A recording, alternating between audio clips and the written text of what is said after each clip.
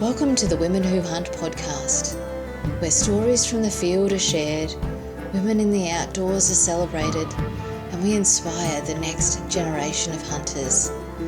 From first-time adventures to lifelong pursuits, this is where passion and community meet. The Women Who Hunt podcast is proudly supported by Gun Traders Australia, Australia's dedicated firearms marketplace for licensed shooters and hunters. A family-owned Australian business trusted across the industry. Gun Traders brings people together through trust and connection. Here, brands don't just advertise, they belong. Now, let's get into today's episode. Welcome back to another episode of Women Who Hunt. Today I'm joined by Karlen Klopper. Karlen is a competitive target athlete competing in Swatter class and proudly represents Beretta Australia. She's also the driving force behind the Tika Sporting Championship competition day that was held at Belmont Shooting Centre late last year. It was bringing structure and opportunity into the sport. Beyond competition, Karlen brings a thoughtful perspective to hunting, land connection, and what it means to show up authentically. There's conversations about learning, lived experience, and finding your place in the field. I'm really looking forward to sharing this one with you guys. Welcome and thanks for joining us, Karlen. Thanks for having me.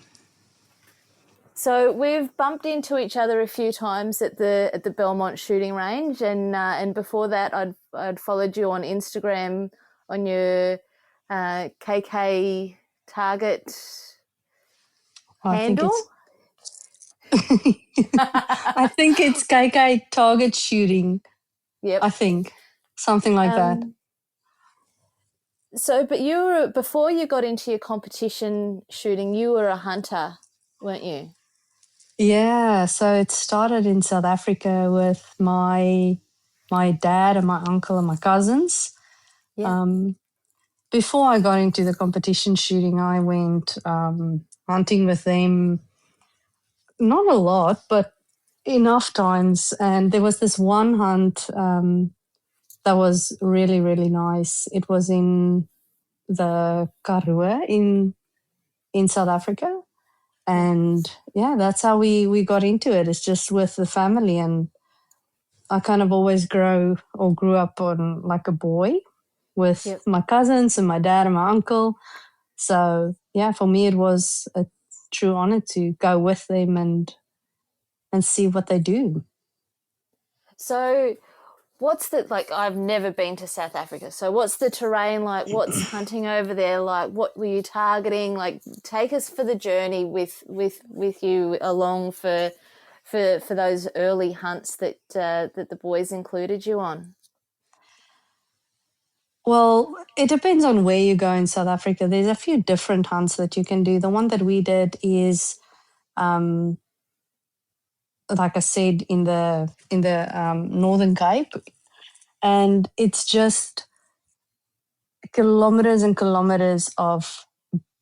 It's not bushveld. It's this stretch. I don't know what it's called in English, but just veld, like fields, and usually we would hunt springbok.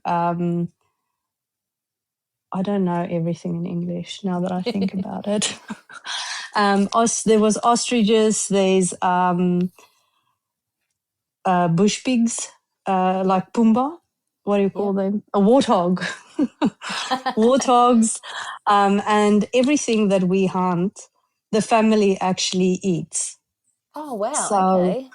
Yeah, that is. They actually go out. They might hunt for friends. I know my cousin always go and say, "Oh, he's going to shoot blue wildebeest for this person," and they're going to shoot a springbok for this person, and the meat actually goes back with them, and it gets processed in by them or by someone they know. And they went out and bought these deep freezers, and the meat goes in there. Once it's processed into sausages or steaks or what do you call it? Patties. Yep. And mince and everything just goes in there, and we actually eat everything that we shoot. So nothing gets wasted. No, like the last hunt we were on, they took one of the I shot a. It's called a blesbok. I don't know. I don't. It's an antelope.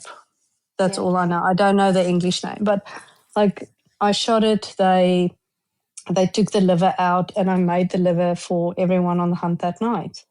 Oh, nice. And it's delicious. Like it's a different taste when it's that fresh. So how did you prepare that liver? Like what was there, did you cook, or what did you do to prepare it?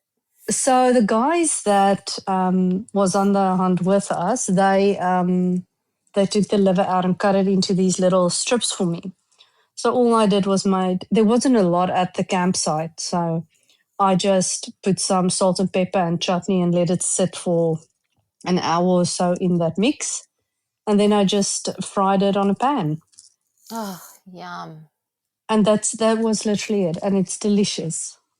So good. When we're at home, we would actually make like you make it like a steak, but you crumb it with, not crumb it, but you egg wash it, put it in Yep. flour, egg wash it again, flour again, and then you fry it in the pan, and it actually becomes like a little crust Oh, around the yum. liver. And if you cut that into little strips, then it's delicious. My mouth is watering just thinking about it. Look, I must admit the hunts in South Africa is a bit different to what I've heard that they are in Australia. In South Africa, it's a bit more luxurious. You don't have to walk as far. Because we go to farms that when we go, some of them might need culling, some of them are actual reserves that's for hunting. Yeah, okay. So you're only allowed to shoot certain animals. Yep. But I've also seen what happens if you don't hunt on a farm for one season, what happens to the land and all the animals. So it's also that conservation side to it. It's not like you just go to a farm and you So you've just got to shoot what you preserve the want. land. Yeah, there's a big part of hunting that most people don't understand. It's if you think about what happened in is it I think it's Yosemite, where they took all the wolves out and Yep. everything just went to shit. Yep. Sorry, it just went downhill. And when they reintroduced the wolves, the rivers came back, the whole ecosystem just kind of revived itself. Yep. So you have to manage the land. You can't just have all the deer, and because there's no real predators there, it will destroy the land if you don't keep the numbers controlled. And you've got to be really careful with your water source and those sorts of things. Like the deer and that, they're notorious if they get into pest, like numbers that are like pest proportion. They do lots and lots of damage that I don't think a lot of people understand the damage that Yes. gets done. They do a lot of damage, and then after a while, if they get too much and the fences hold them in, they'll die because there won't be food. So Eat until there's there's a nothing whole, left. literally that's what they'll do. Yeah. And people got to remember that in South Africa, there's no real predators that will keep these animals, the numbers under control. Yeah. And so when you've gone out, what have your target species been? You're listening to the Women Who Hunt podcast, proudly supported by Brackenwear, Australian-made hunting apparel for real hunters who live and breathe the outdoors. You've probably seen me wearing my Brackenwear gear. It's tough, breathable, and built for Aussie conditions. Right now you can grab 15% off your next order at brackenwear.com.au. Just use the code GTA15 at checkout. Brackenwear, the endless pursuit. All right, let's get back to the show. The For you affordable personally. ones. The affordable ones. Yeah, look, I go out because I live in Australia and I can't really do anything with what I shoot.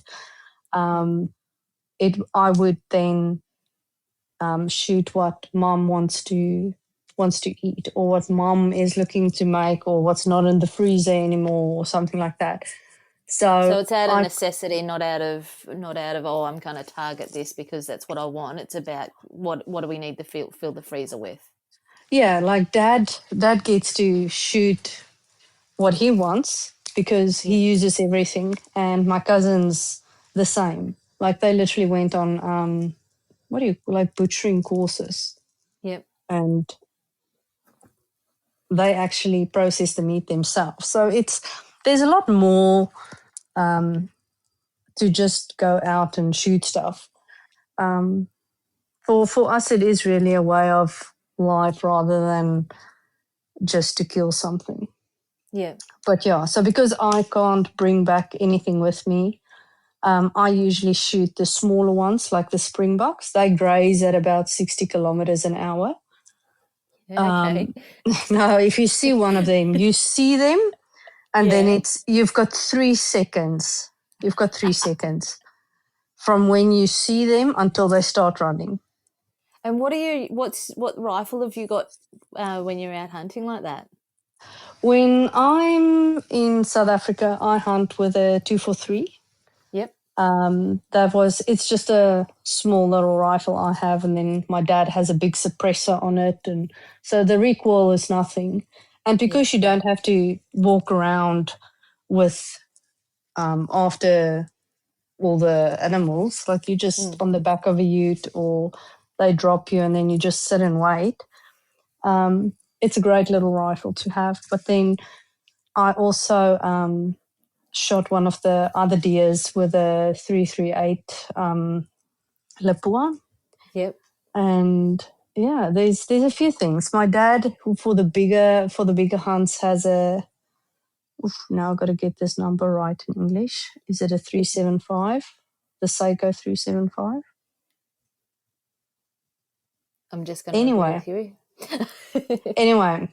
it's me having to translate from Afrikaans to 378. Oh, I can't remember. Anyway, one of the bigger ones. Yep. There's a video on my Instagram. So the first time I shot this rifle, it had a suppressor on, so the recoil wasn't as bad. So the second time, because I shoot in Australia and we never shoot with suppressors, Dad just hands me the rifle, and I didn't even notice that it doesn't have the suppressor on. Oh, Yes, but when that was thing your hit shoulder. my dad had it on video, and you can just see him laughing afterwards. And I'm like, yes, you knew this Thanks, was going to Dad. happen. Yeah. So yeah, no, but no, my favorite hunting weapon is the 243. Yeah, it's a nice all rounder. Yeah, it's a small one. It's fast. It's stable. It's accurate. It's good. Yeah. So have you got a list of things of hunts that you want to do that you haven't been on yet? Have you got like a bucket list going on, or is it just as it comes? Hunting for me, like I said, is different to most people, but I do love a good trophy. I've never shot a trophy of any kind, but one of my bucket list items is one of those big sambar stags. That's yeah. But I want the mount with the the antlers Yep. for my wall. So yes, They are massive. Like they're almost elk size, those sambar down in Victoria. Like they are absolute monsters. yes. Definitely trophy worthy. And I'm way too unfit to go walk and look for one. I was in the gym yesterday for the first time in a year, so I don't know I'm if I'm getting gonna. ready.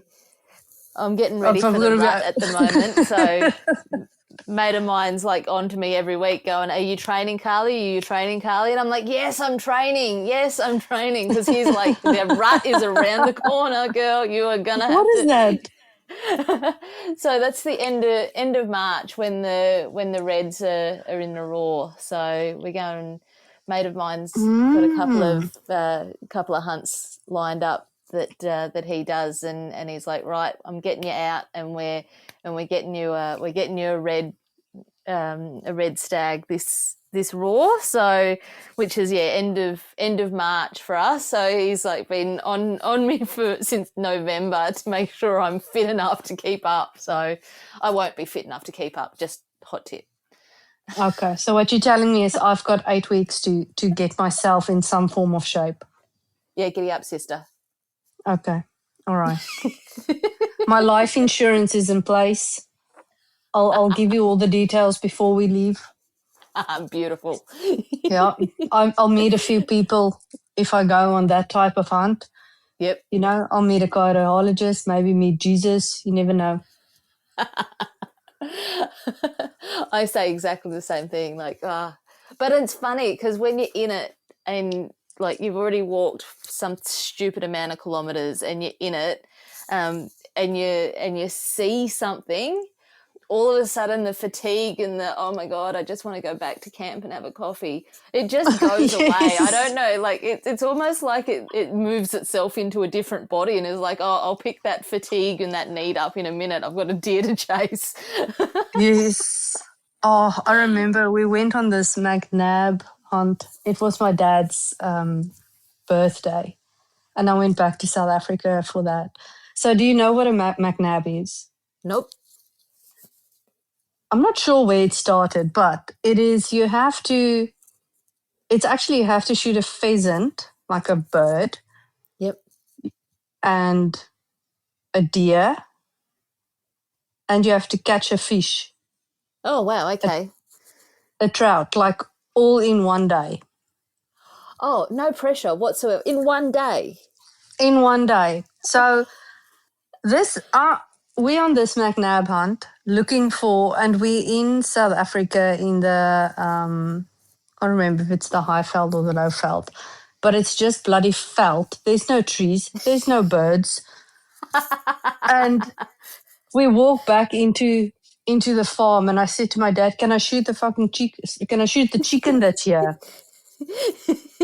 So that I've got the bird ticked off. And I'm like, will the chicken count as a bird? And he's like, no. I kid you not, he shot a bloody pigeon. Oh, stop it. A pigeon. To give you an idea, he was the only person that found a bird that day. So I think I was in my right to shoot the chicken. I feel like you should have shot the chicken. Because I feel like, I think I would have been kicked off the farm. I think I would have been kicked off the farm. But this was after I've been walking with a bloody shotgun over my arm 4 kilometers. And at this stage, I'm just tired. I don't want to do anything else. So I'm like, no, they're all going to go out again. They're going to go look for deer. I'm like, no, I'll go sit next to the bloody dam and see if I can catch a fish. Did you catch a fish? Please tell me. No, I didn't. Oh, no way. But I did win the trophy for shooting the biggest deer. Oh, so good. Hang on. But how did you shoot the biggest deer while you were sitting beside the dam? Oh no! Or did you go back out again? I got bored of sitting next to the dam and doing nothing. So then I went out again. Yeah. And then only got a deer. And then I'm like, no, I'll take that one. That's fine. But yeah, no chicken or other bird. No fish. No. But a deer. But a deer. I got the biggest deer, so I was okay with that. So, but no one got the McNab. Like no one did all three. That was going to be my next question. So did anyone get? But no. No. I need to say that. Did anyone catch a fish? No. Not even in between in the group that you didn't. No, my brother-in-law, I think, if I remember correctly, caught a fish the next day. Oh, Doesn't count though. It's not the same day. Doesn't count. Doesn't count. No. Well done on getting a deer though. Like that's impressive. Oh, that's the bloody easy part. That was literally the easy part. Do you know how bad it feels if you just hiked up this bloody mountain and you get to the top and there are no trees in sight? And you're like, there's no fucking birds here. There's nothing here. There's nothing. And then the German pointer, like the dog almost died that day. What happened? Because my brother-in-law nearly shot the dog. No way. Oh, listen, we've had some interesting hunts. All right, you're going to have to tell me, how did the dog nearly get shot? He ran. There was what is tarantal? What are those grey birds with the spots on them? They're like a little fat bird with the... I'm going to have to Google fowl? this. Yes, but a little bit bigger. Oh, I know don't the one know. you're talking about. Yeah, I don't know the name, but I know what you're talking about.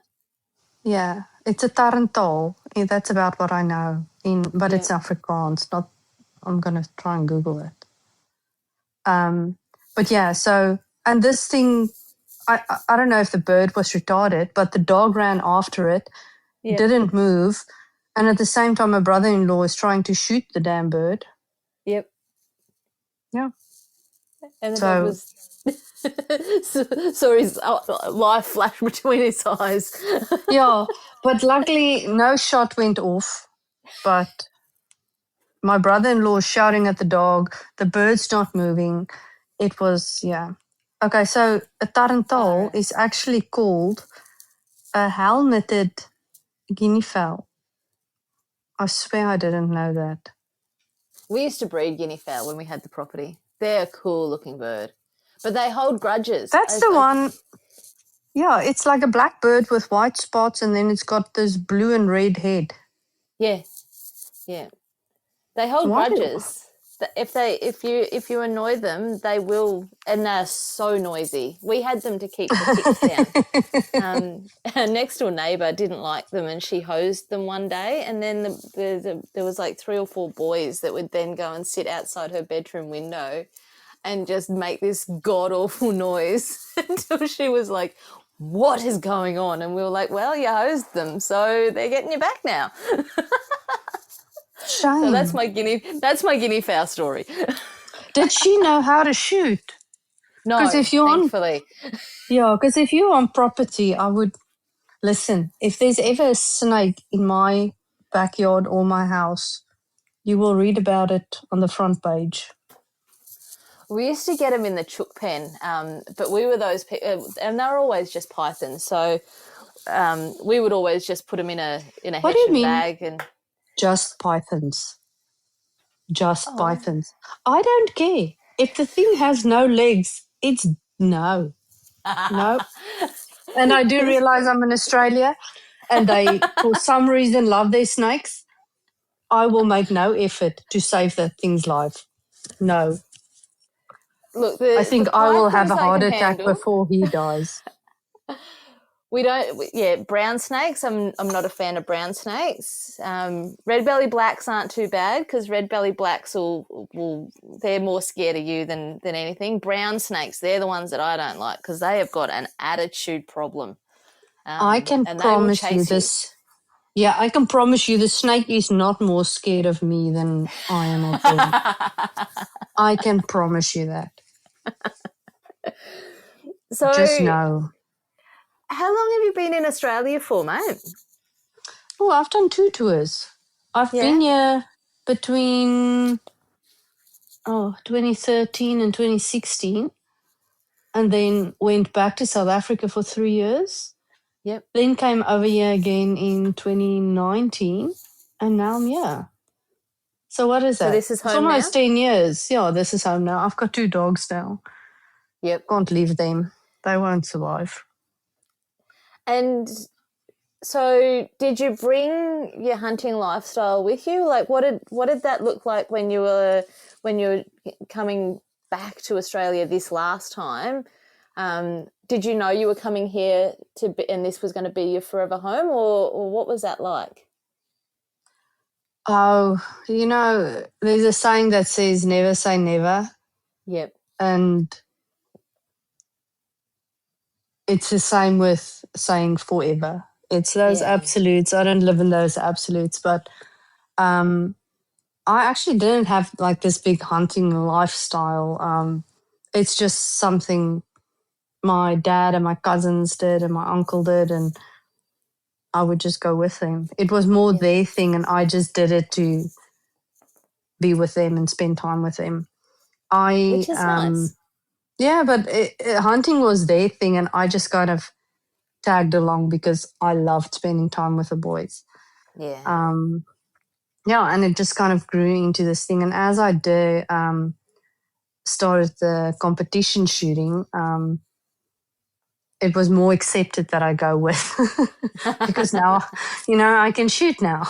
I could always shoot, but it was kind of funny because on every hunt, the PHs would get most nervous about me and my shooting, and I'm like, they don't know that I shoot competition or that I actually shoot long range.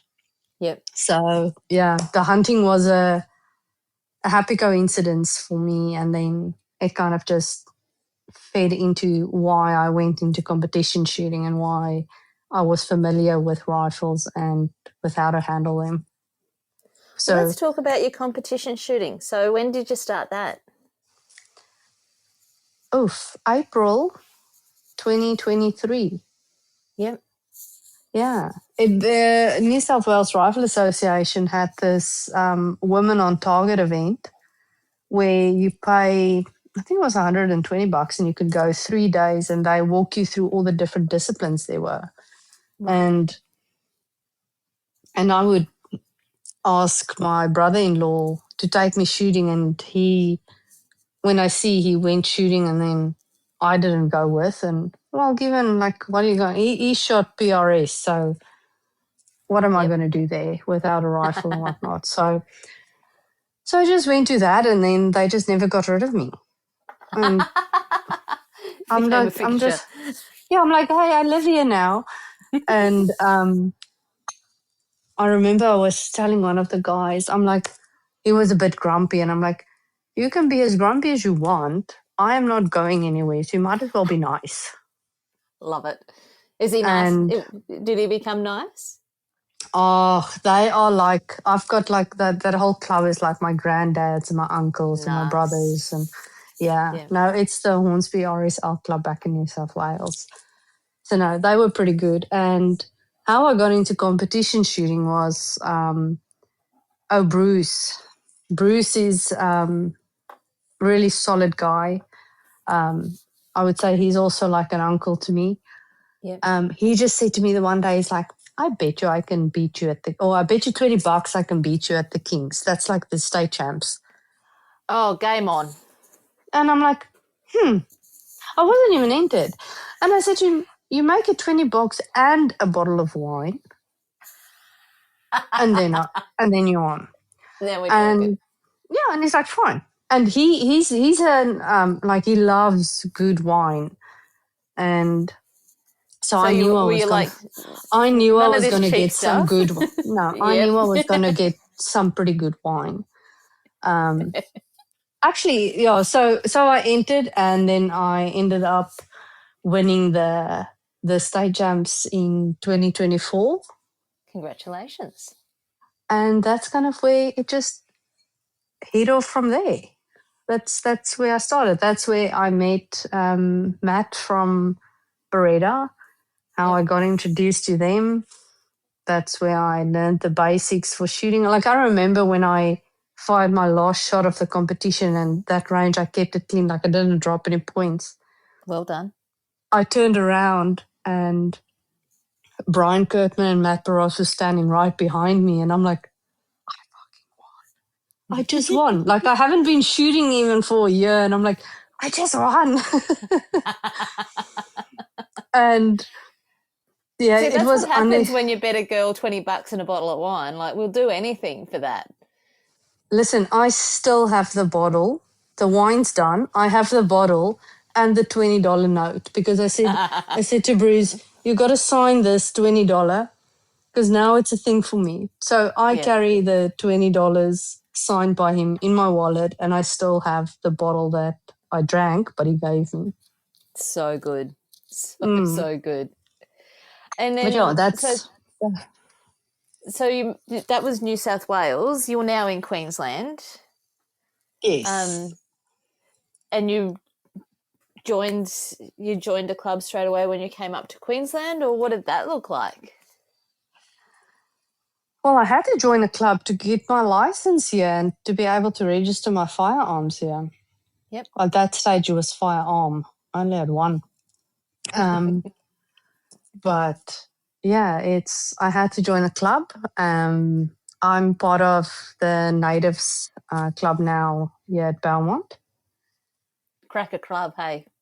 Yeah, it's a good club. So good. So good. Yeah. No, it's honestly, it's the people there they're welcoming, they're nice, full of jokes. Yep. Yeah. So, And so yeah, what are you now shooting these days? Sporter Hunter, or I'm not allowed to call it Sporter Hunter because the NRAA can't endorse hunting licenses. So it's actually called Sporter Production Class, which is anything from 300 meters to 1,000 meters or yards or whatever the range is in.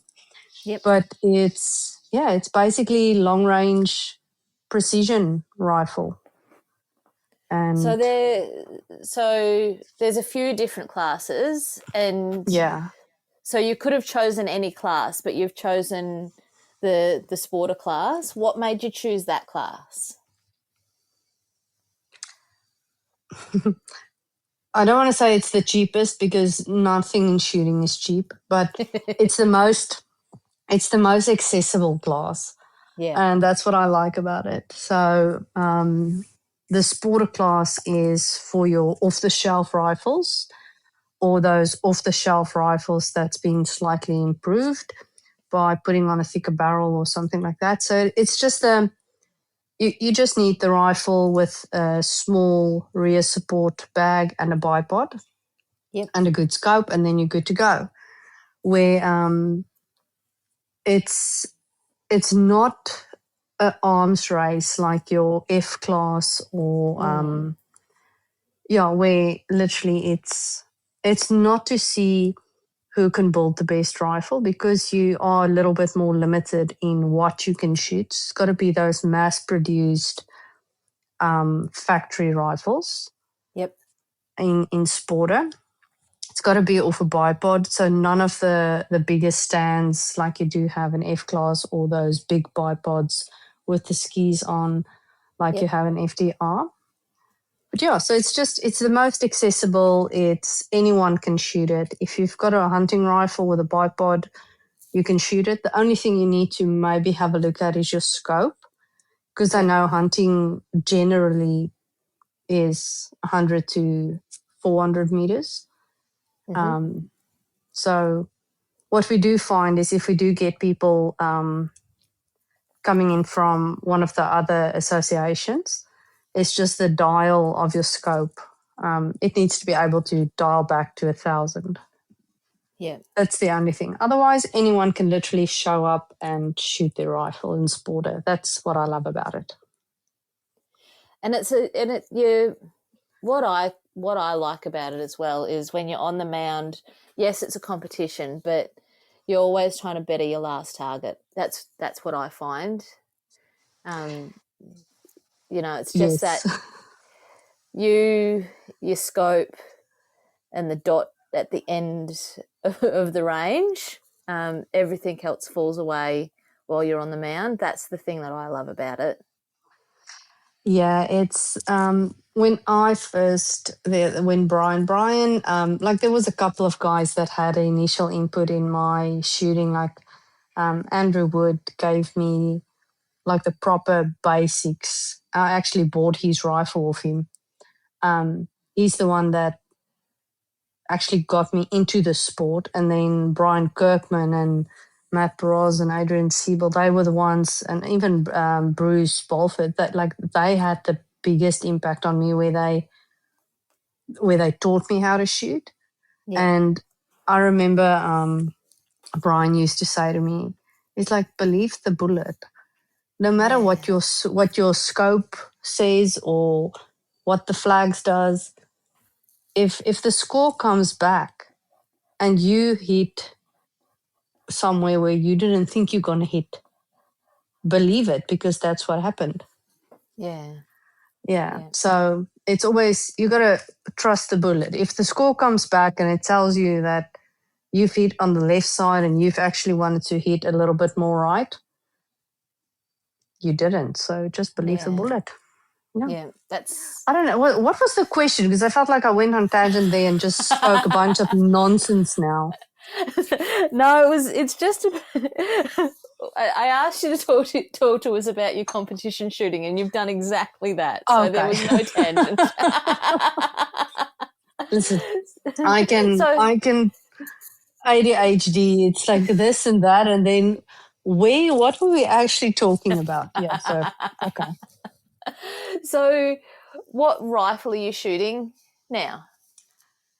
Oh, I've got two long-range ones. I've got a Tikka T3 and a Tikka T3X.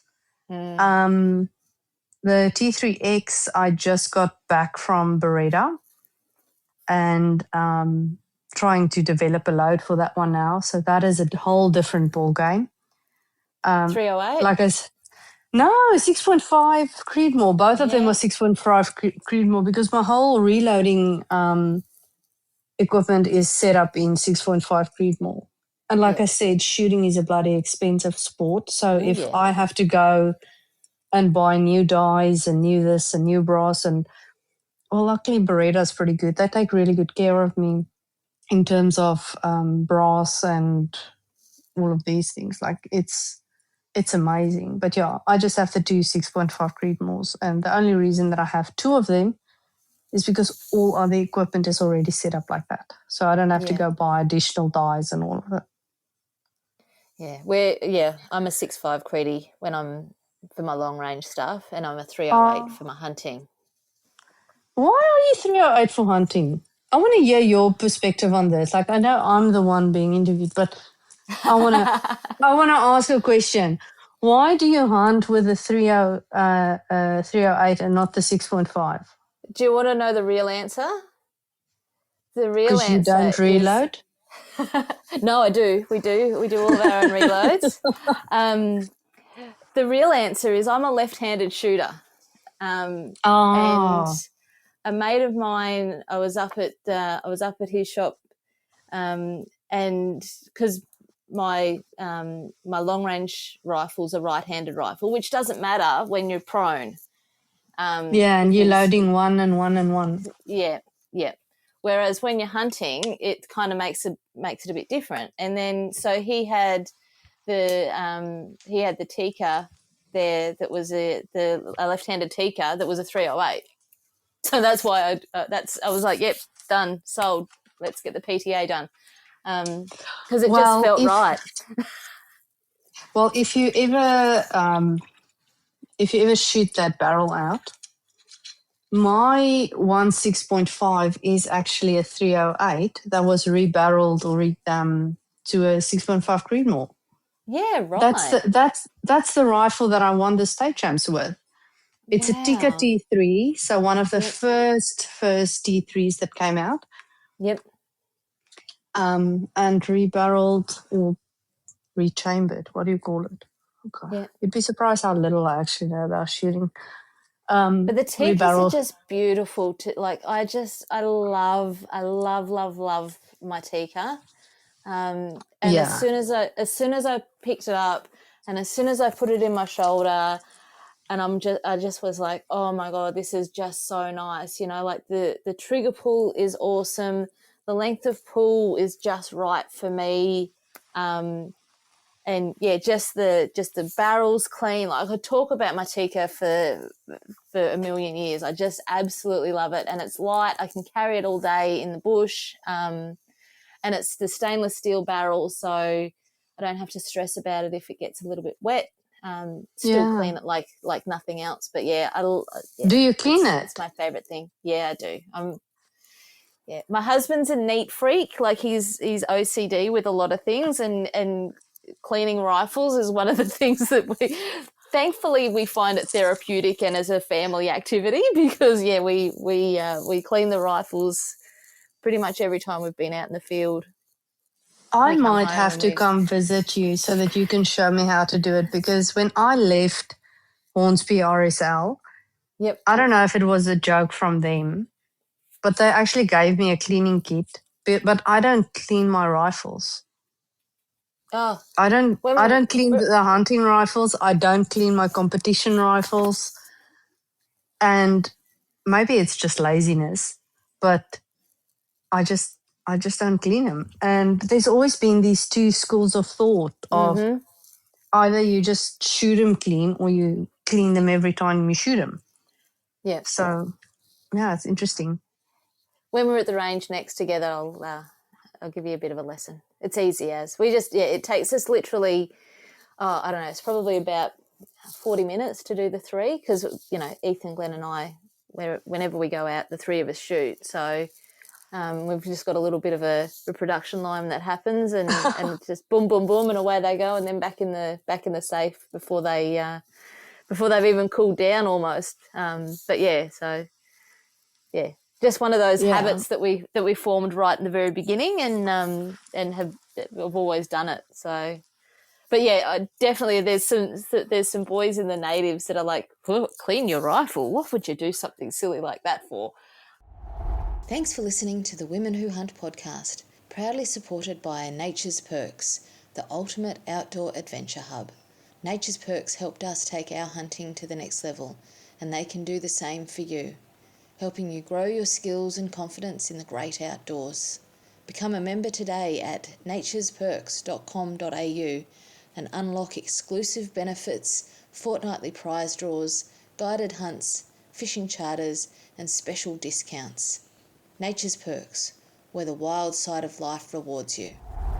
All right, let's get back to the show. Yeah, well, this is where I get stuck now, because my previous rifle, we used to joke and say it's the Brian Kirkman school of thought, like you just don't clean it. And I didn't clean my rifle, and I love that rifle, like the Tika, and that's a 308 that got rechambered to the 6.5, and no one touches that rifle. That rifle stays dirty. Anyone can shoot it, but no one cleans it or will make any adjustments to it. Like, that is my baby. Then I got the new one. That's the one you won with, though, right? Yes. So now I got the new one. I literally picked it up last week. And now I'm like, well, do I now clean it because it's so new? And now I'm stuck, and I'm like, but what if I stuff it up and I clean it too much? And like, oh, yeah. So no, both my Tikas, the one don't get touched. Like, it doesn't even get an oil through the barrel, or like, I had my partner wanted to put a lubricant on the bolt. I'm like, you don't touch this rifle. It doesn't get lubricant on the bolt. It doesn't get cleaned. Like, you can't even wipe the scope clean. Nothing. If it's dirty, it's dirty. I know what it does. No one is touching it. No, and the funny thing is that rifle bloody shoots. That Tika just shoots. It's amazing. Yep. And now the other one, I'm busy with a low development. So it's a new barrel. I need to do a low development. Now I'm like, but do I now clean it? Yes. So, and if you start, you will continue, because it just becomes a habit. That's why we do it. It's a habit. Like, you know how they say laundry becomes a habit? I've been washing laundry for how many years? It's not a habit. It's a fucking chore. Cleaning More will obvious. never become an automatic thing for me. Don't worry about that. So what bullets are you? Because we reload as well. So what's your load? What are you doing? Which So with the cases? two Which rifle, projectiles? Yep. so when I started out, the one rifle, I shoot Lapua cases in it Yep. with burger tips or Yep. burger projectiles, Yep. and that rifle loves it. The new 6.5, that ticker, I shoot Seiko brass with and this is the other thing, the primers. I shoot two rifles with different primers, brass, projectiles, but the same powder. Yeah. Okay. Your So 2209. yeah, the ADI 2209. Yep. That's what we use. Yeah, I kind of loaded them a bit hot in the beginning, and that wasn't too great. That's how I learned that what works in the one rifle will not work in another rifle. And people are always like, oh, no, I'm not giving you my load. I'm like, it doesn't matter. Like, it doesn't matter. Like, I can tell you go load your rifle at 40.4 and seat it at 2 thou off the lands. Not to say it's going to work in your rifle. Your rifle picks what it likes, right? Yes. Well, I got to figure out what it likes, but yeah, it's a bit so you're going to temperamental. So you're going to do 5, like 5, 5, 5, 5, 5, and work out what. Yeah. So I've the gunsmith who built the rifle from the Beretta custom shop. He actually said to me, "Okay, so start on, I think it was 40.2." Yep. He said that one worked well. So I loaded a 40.2, Yep. and then played with the seating depth a bit. Yeah. But I don't know if it's because it's a new barrel that it fluctuates still a bit. So now I'm just going to start again at like a 39, 39.2, 39.4, 39.6 and build it up. Yeah. And then once I have a node with the powder that works, then I'll start playing around with the seating depths. For now, I'm just going to go do the ladder with 2 thou off the lands. Yep. And then see what it likes.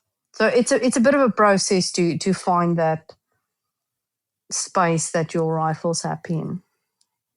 But then once you find its pocket, like, yeah. Yeah, once you find that note that it's happy in, then you can start fine tuning it. So yeah. Then it's a slippery slope.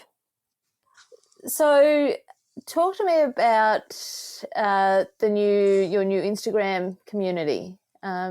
She Shoots AU.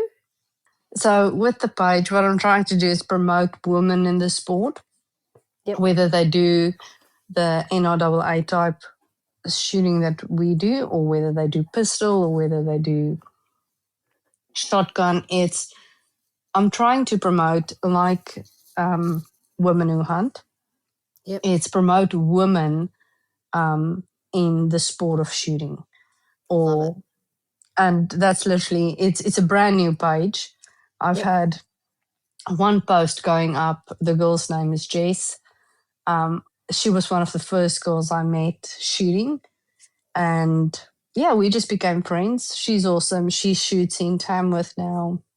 So you'll see on the post, it's a little bit about her, and then also what club she's in, and then anyone where she's based, and then how women can get involved with what she's doing, like the club that she is in. Yeah, so the club contact details will be on there. So it's a little bit of a not a promotion page, but just changing the perception. Yeah, a directory of, if you're based in Tamworth, contact this club. This is the woman you can connect with that can show you how to shoot. Yeah. It's building that community of who you can reach out to, where you can go if you want to get involved in shooting. Because I think one of the main things is changing the perception around firearm ownership, especially in Australia. Yep.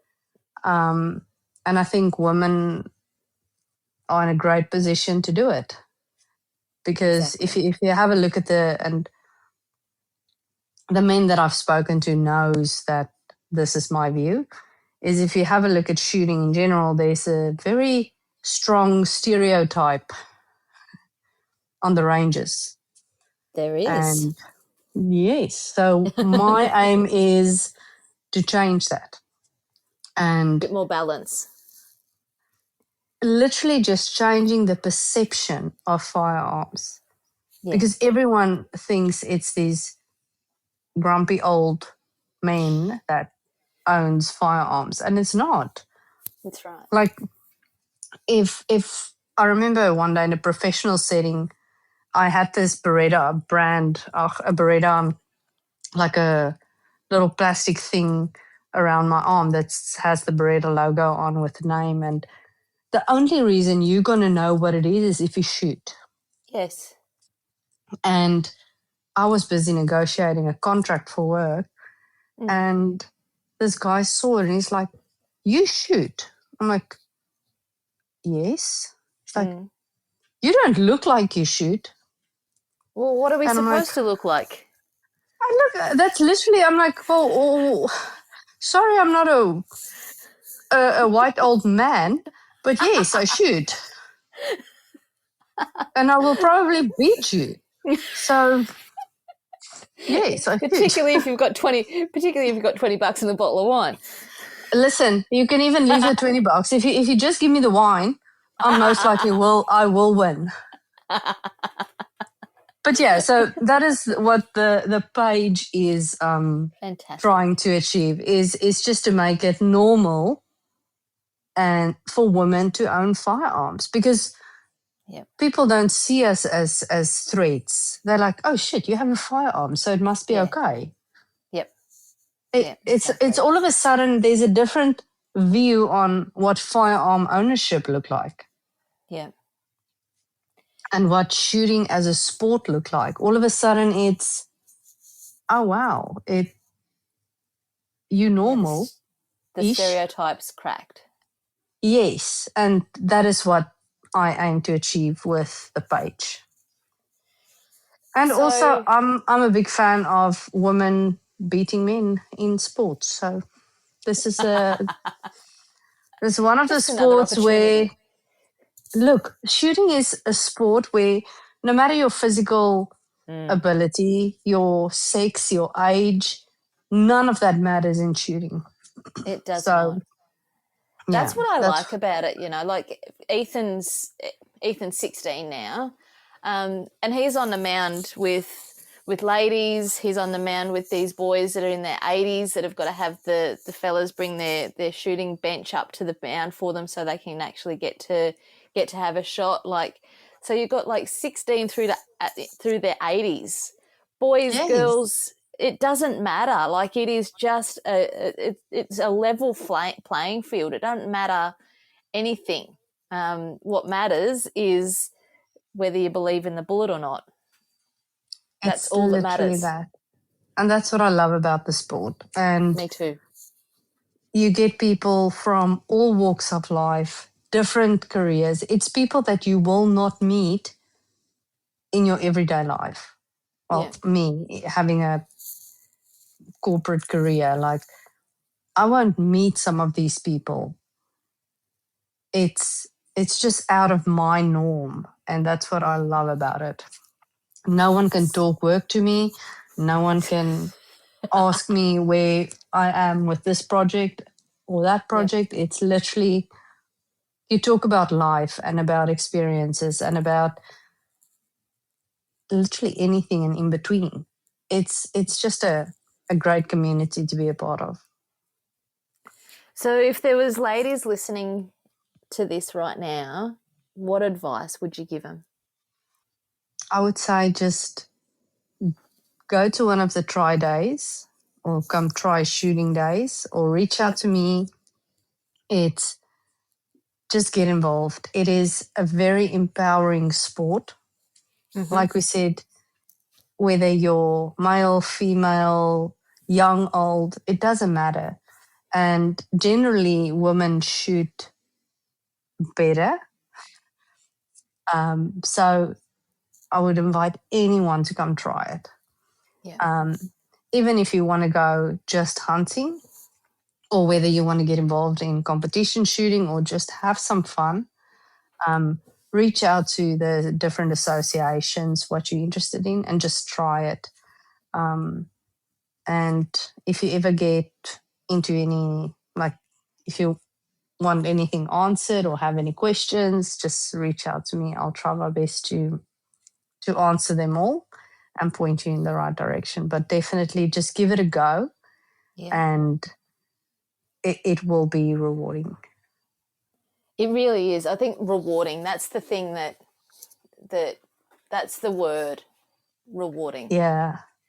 It's you get a sense of accomplishment. Like, it's a skill that not a lot of people have, to say, well, you know what, I can probably hit a target the size of a small sight plate at 1 kilometer or 1,000 yards, or whatever you want to call it. It's So I can neat. hit the target. It's a great, I won't say it's a useful skill to have, but it's great to be able to tell people, yeah, you know, I can do that. It's very empowering and rewarding. And while you're on the mound, it's just you and your thoughts, and yeah, it's you against you. Yeah.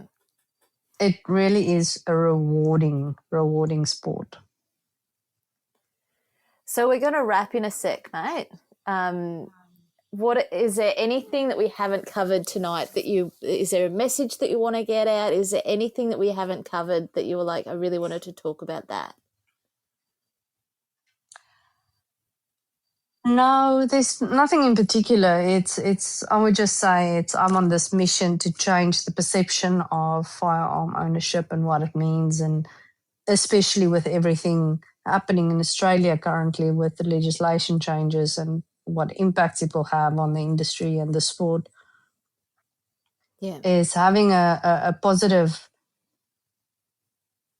outlook on what firearm ownership means. And I think, like you said, I met you on the range and we've bumped into each other a couple of times. It's once you're on the range, and it's the friends, it's the community, it's really anyone that has a certain perception about hunting or firearm ownership or target shooting, just come out, talk to us, and see what we're about.